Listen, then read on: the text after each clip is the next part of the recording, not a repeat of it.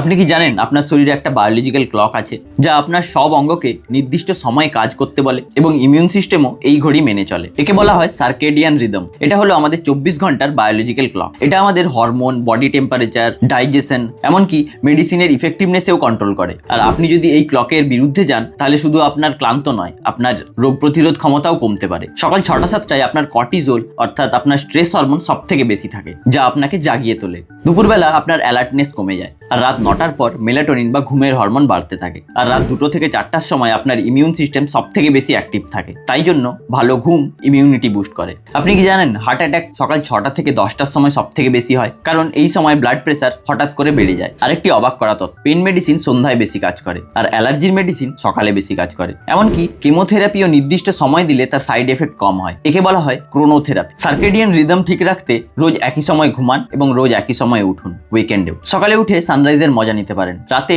Blue light মানে phone বা laptop এড়িয়ে চলুন। আর আপনার খাবার সময়ও নিয়মিত রাখুন। আপনি কি লক্ষ্য করেছেন আপনার দিনের কোন সময় সব থেকে বেশি এনার্জি থাকে? আপনার প্রোডাক্টিভিটি পিক কখন হয়? নিচে কমেন্ট করে জানান। কাল জানবো ফেক মেডিসিন বা প্লেসিবো ইফেক্ট নিয়ে। Follow and subscribe.